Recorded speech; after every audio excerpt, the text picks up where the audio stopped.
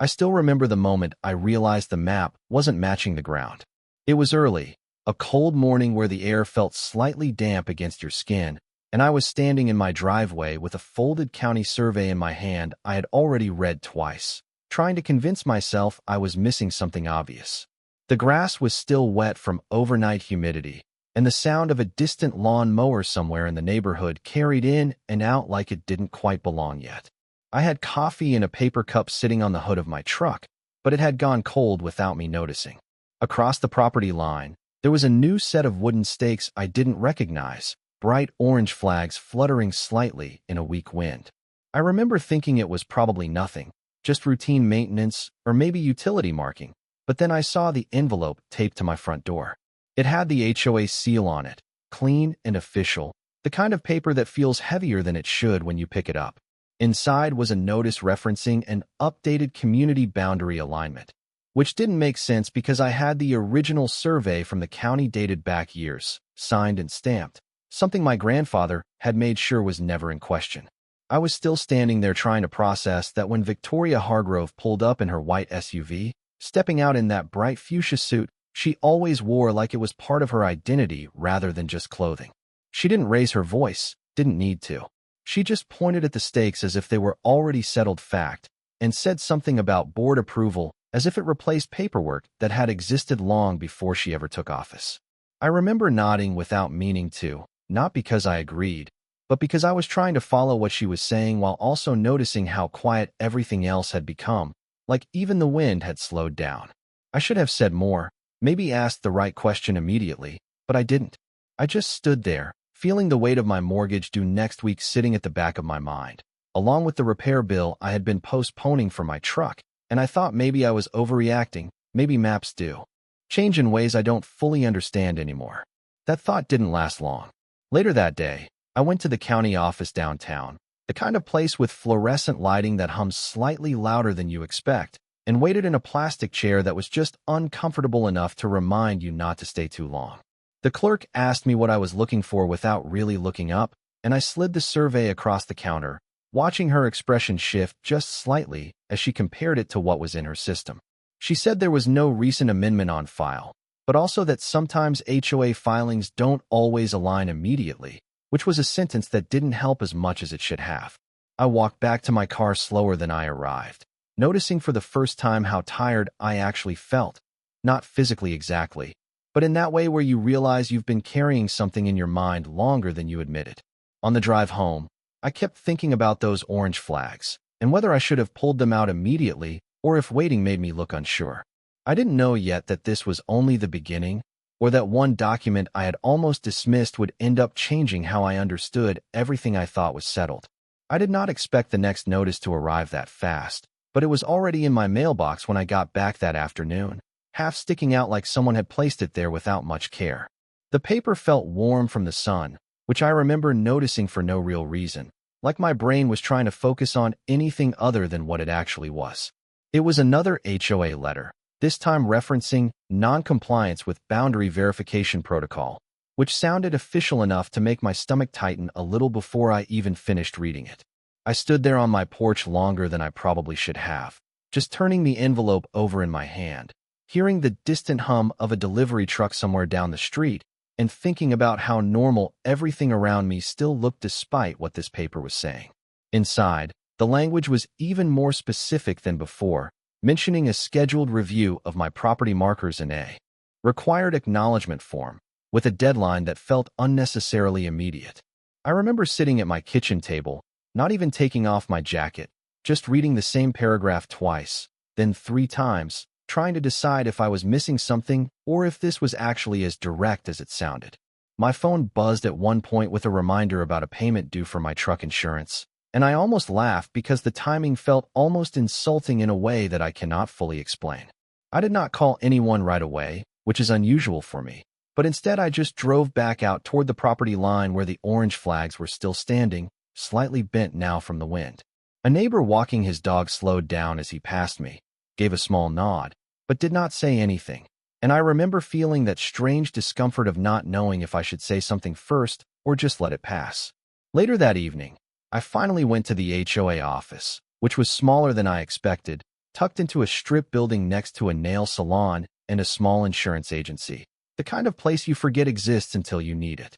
The air inside smelled faintly like printer ink and artificial air freshener, and there was a low sound of a computer fan behind the front desk. Victoria Hargrove was already there when I arrived, standing near a wall of framed community awards, wearing that same fuchsia suit that somehow made the entire room feel more structured than it actually was. She did not greet me immediately, just looked at the paper in my hand and then back at me, like she already knew why I was there and was waiting for me to catch up. When she finally spoke, it was calm, almost casual, explaining that the board had simply aligned the records to match updated survey interpretations, as if that phrase was something people used every day. I remember asking her, carefully, if there had been any official county amendment filed, and there was a pause that lasted just long enough to feel intentional before she said everything had been processed through standard community governance channels. I nodded without fully realizing I was nodding, and I remember hating that small moment of uncertainty in myself more than anything she said. On the drive home, I kept replaying the conversation, especially the way she avoided direct answers without ever actually refusing them, and I started to feel something shift from confusion into a quieter kind of concern that I could not fully put into words yet. That night, I spread both documents on my kitchen table side by side, the old survey and the new notice, and noticed something small I had not caught before, a reference code that did not quite match the format I expected from county records, and I just sat there staring at it for a long time, not sure if I had actually found something or if I was simply starting to imagine problems that were not there. I did not go back to the county office right away, even though I kept telling myself I should.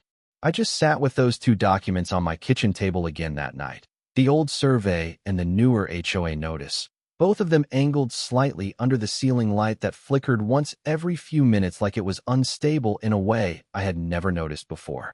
I remember not even eating dinner, just standing there sometimes, then sitting back down, then standing again, like I could not decide whether I was overreacting or finally seeing something I had ignored for too long. Around midnight, I opened my laptop and tried to look up the parcel information online, but the site kept loading slower than usual, and I found myself checking my internet connection twice for no real reason. When it finally loaded, the boundary lines displayed on the screen did not match what I had printed, not exactly, not in a way that was immediately obvious, but enough that I had to zoom in and out several times just to convince myself I was reading it correctly.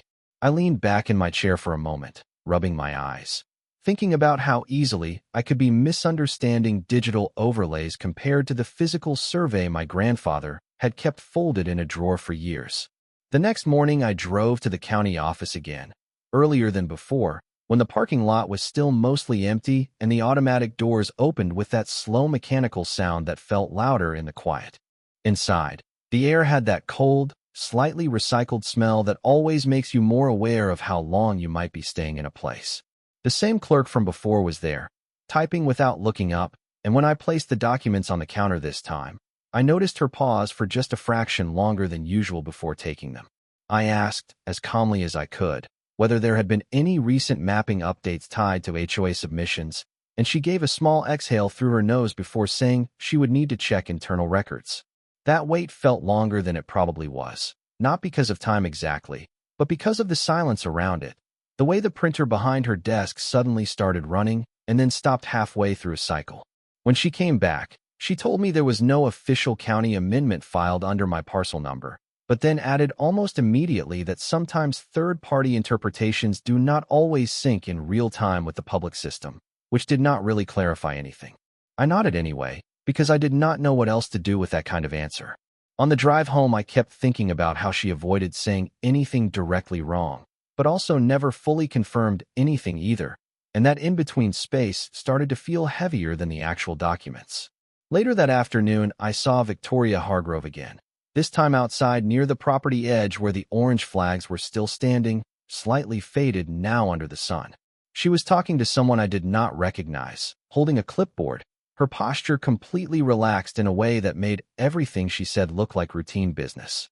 When she noticed my truck slowing down, she stepped closer without urgency and said they were still finalizing alignment verification, like it was a normal process anyone would understand.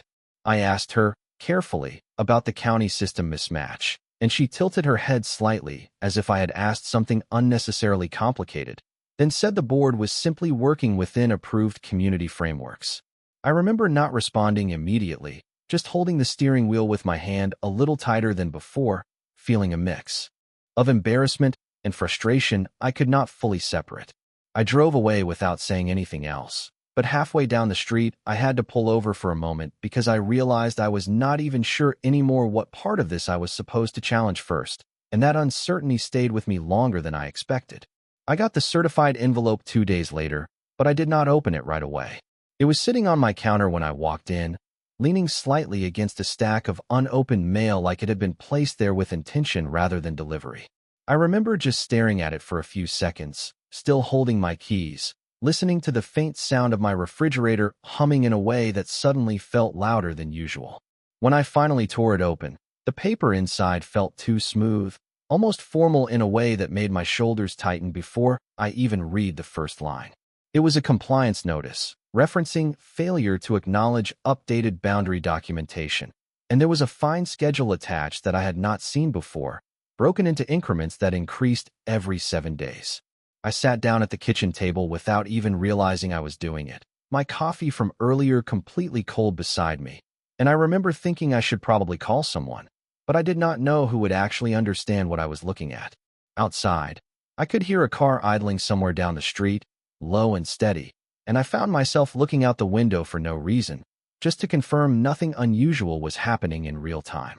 Later that morning, I drove past the property line again, and there were more markers than before, not just flags but small stakes with printed tags that looked new, almost too clean for the ground they were sitting in.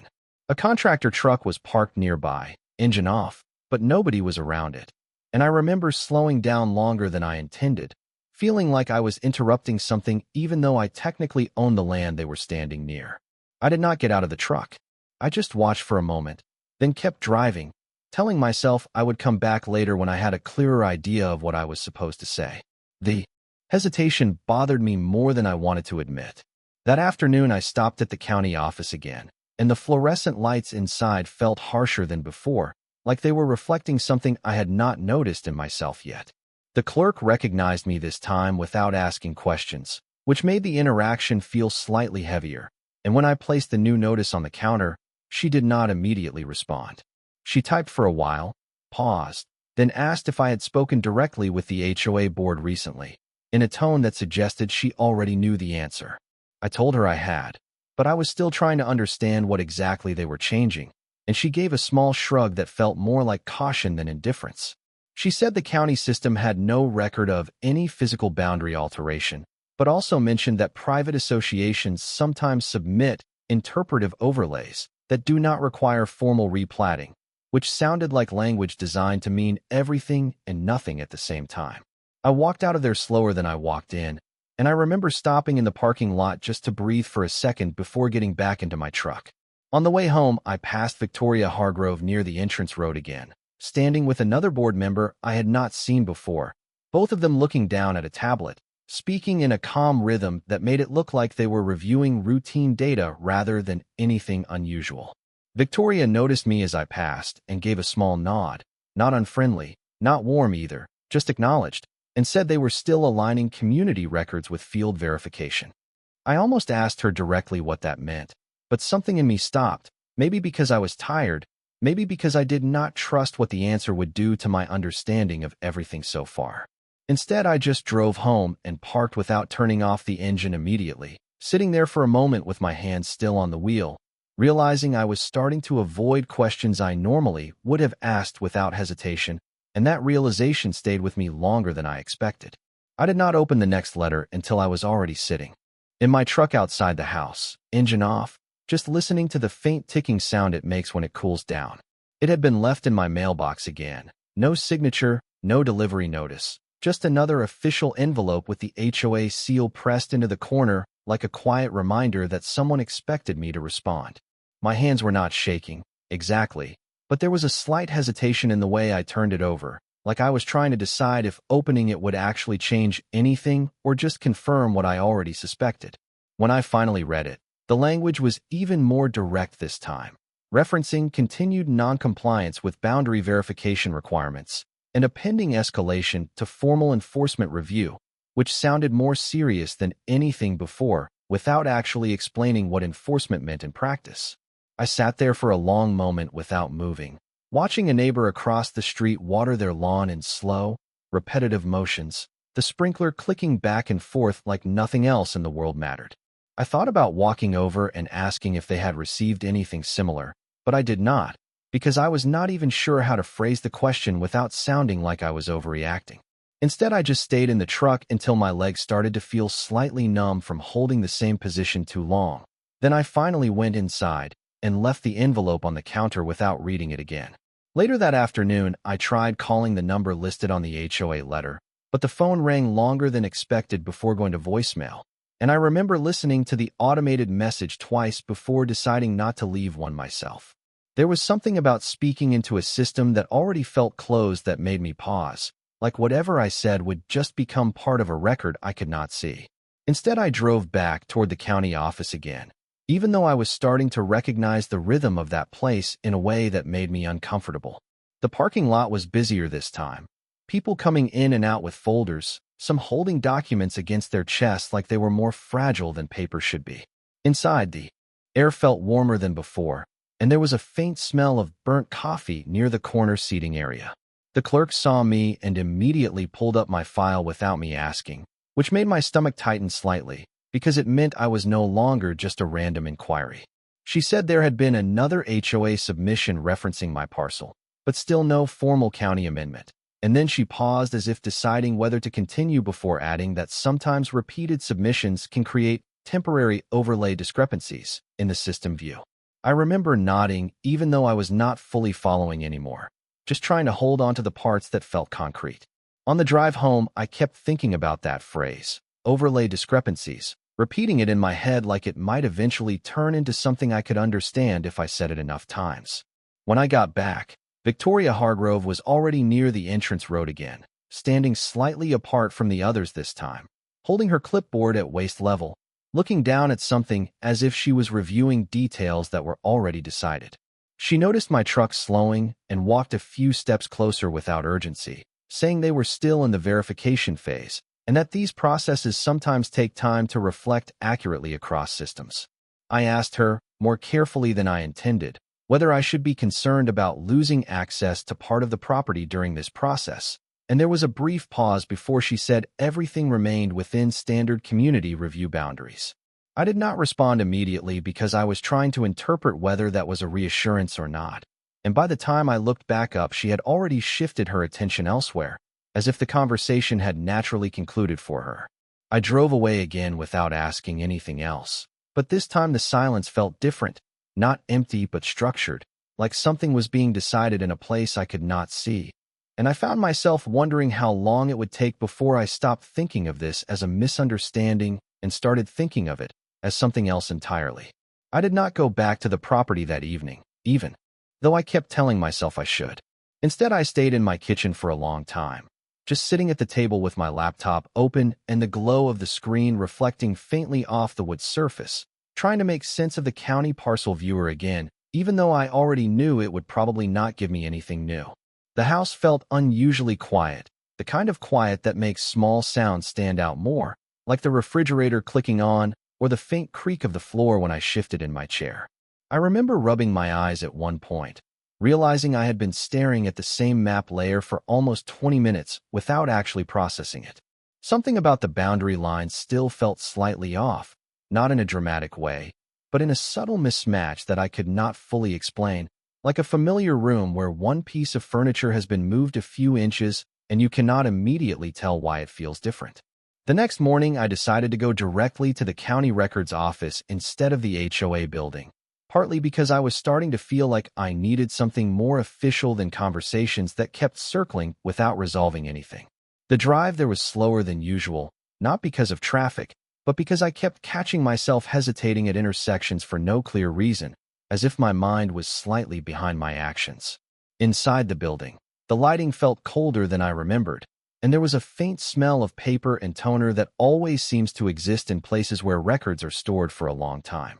I asked to speak with someone who could explain parcel boundary history, and after a short wait, I was directed to a different clerk than before, an older man who looked at my documents for a long time without saying anything. He eventually asked me a few clarifying questions about the property line markers and whether I had received any HOA correspondence referencing an interpretive overlay, which was the first time I had heard that phrase used so directly. I told him yes, and I noticed his expression change slightly, not dramatically, but enough that I felt a small tightening in my chest because it suggested I was not the only one seeing something unusual. He pulled up multiple system layers on his screen, and for a moment he did not speak at all, just switching between maps while the cursor moved slowly back and forth like he was trying to confirm something he did not fully trust yet.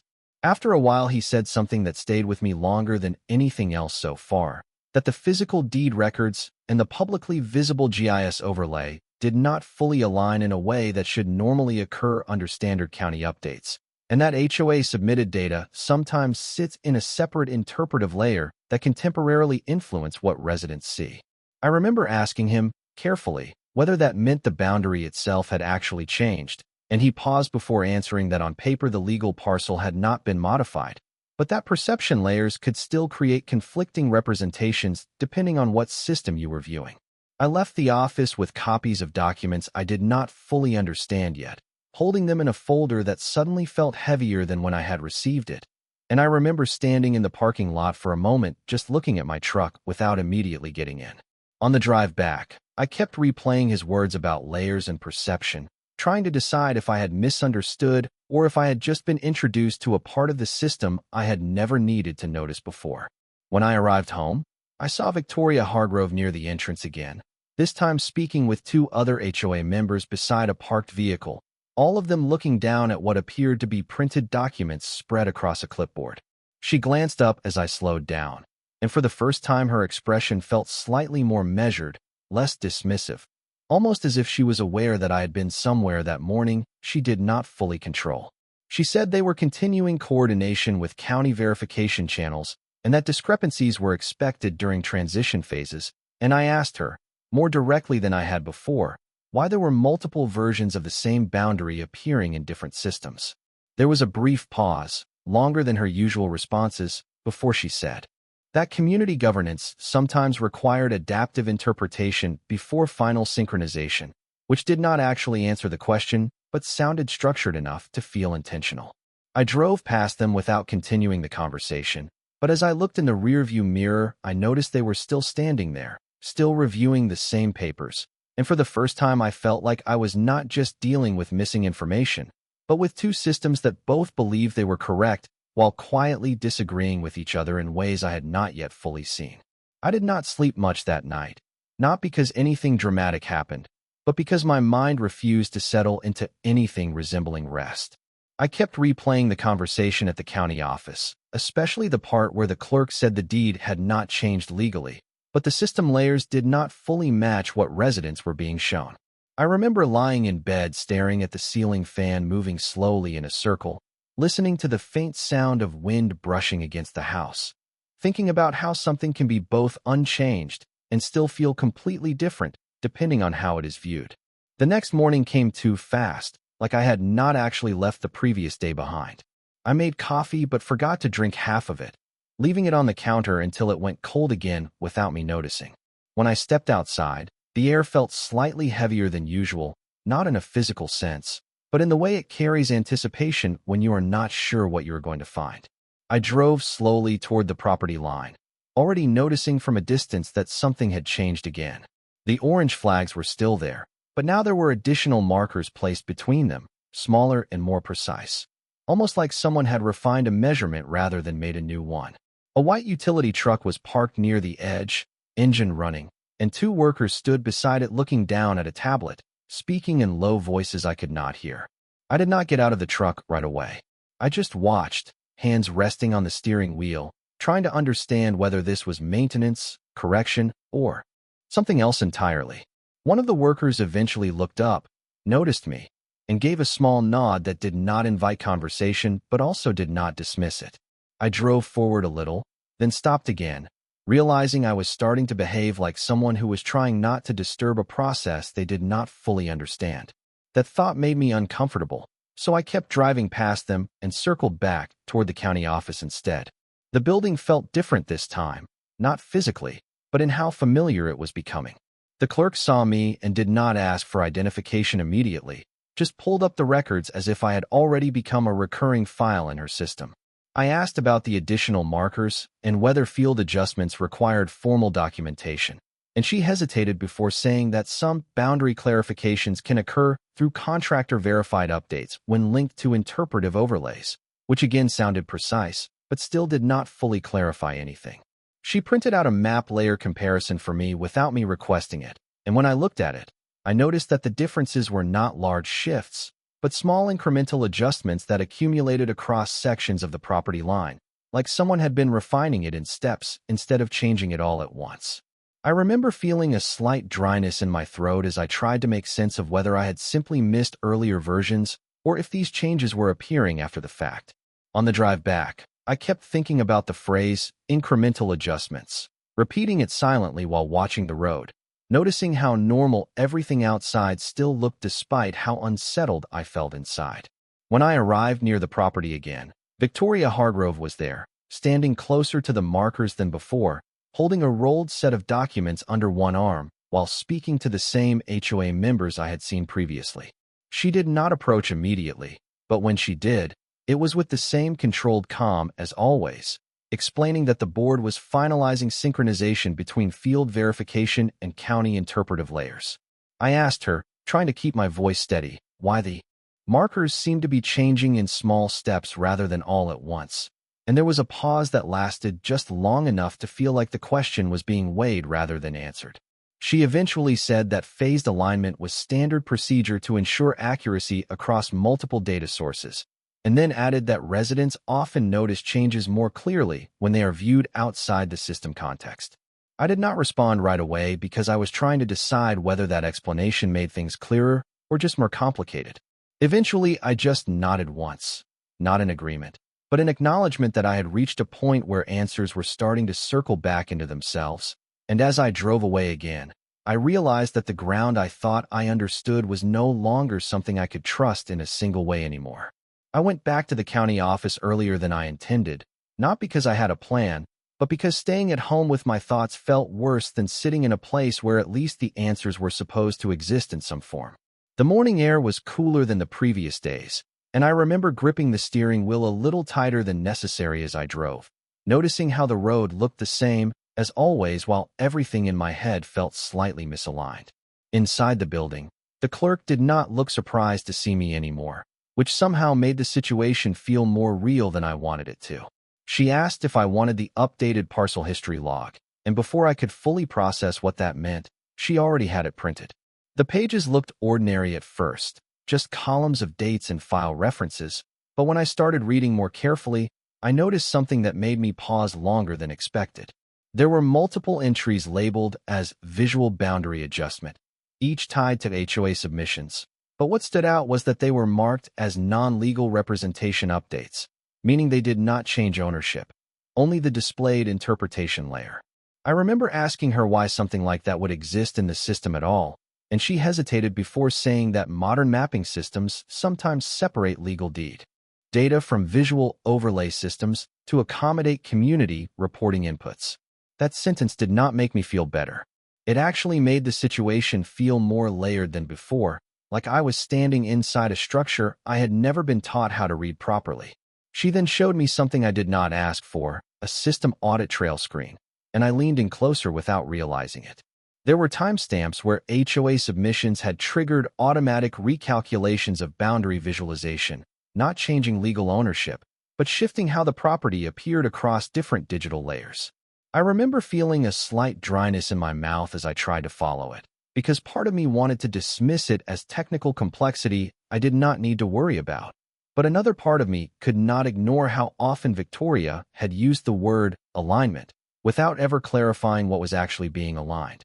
When I left the office, I sat in my truck longer than usual, holding the printed pages without looking at them, just letting the weight of them sit in my lap while I watched people walk in and out of the building as if nothing unusual was happening. On the drive back, I noticed a construction crew near the property again, but this time they were not placing markers, They were removing some of the earlier stakes, replacing them with newer ones in slightly different positions. And I remember slowing down without meaning to, feeling a mix of confusion and hesitation about whether I was even supposed to question what I was seeing anymore. Later that afternoon, Victoria Hargrove appeared near the entrance road again, and this time she was alone, standing still rather than speaking to anyone, holding a folded document that she did not open while I approached slowly in my truck. When I asked her about the audit trail and why HOA submissions were affecting visual layers, she looked at me for a longer moment than before, then said that community input was part of maintaining accurate real-time representation of property conditions. I asked her carefully if that meant perception could differ from legal reality, and she paused just long enough for the silence to feel heavier. Then her words. She finally said that systems sometimes reflect different truths depending on context, and then stepped back as if the conversation had naturally reached its limit. I drove away again, but this time I was no longer trying to decide if something was wrong or right. I was trying to understand how many versions of the same ground could exist at the same time, without anyone clearly telling me which one actually mattered. I did not expect clarity to come the way it did, and honestly, it did not arrive all at once. It started with a phone call I almost ignored because I did not recognize the number, but something in me made me pick up anyway while I was standing in my kitchen holding a mug I had already forgotten to fill. The voice on the other end identified herself from the County Land Records Division, speaking in a calm but noticeably careful tone, asking if I was available to come in to review an active audit concerning interpretive boundary overlays tied to my parcel. I remember not responding immediately, not because I did not understand the words, but because I was trying to understand why the tone sounded different from every previous conversation I had there. When I arrived at the office later that afternoon, the atmosphere felt quieter than usual, almost like people were speaking a little less loudly without being told to. The clerk did not send me to a waiting area this time. Instead, I was escorted directly to a small room with a screen already open, displaying multiple layered maps of my property. A second county official was there, and Victoria Hargrove was present as well, though she was not standing in her usual commanding posture. She looked more still than before, hands resting lightly on the edge of a chair, her fuchsia suit unchanged but somehow less dominant in the fluorescent light. The official explained, in careful language, that a system audit had flagged repeated non-standard overlay submissions originating from HOA administrative channels, which had been influencing visual representation layers without altering legal deed boundaries. I remember hearing the word non-standard and realizing how different it sounded from everything I had been told before, like the system itself was finally naming something it had previously avoided defining. They showed me a timeline of changes, and for the first time I could see clearly that the physical deed had never moved, not even slightly, but the visual maps had been shifting in small incremental adjustments that created the illusion of movement over time. I sat there longer than I expected, just looking at the screen, thinking about how much of my confusion had come from assuming every map I saw was describing the same kind of truth. Victoria spoke only once during the meeting, saying that all submissions were made in accordance with community governance procedures, but her voice was lower than before, less certain, and I noticed she did not interrupt when the county official corrected a procedural interpretation directly on screen. There was no dramatic confrontation, no moment that felt like a breaking point, just a slow settling of information into something more stable than what I had been carrying alone for weeks. When I left the building, I did not feel relief exactly, more like a quiet exhaustion that comes after holding your attention too tightly for too long.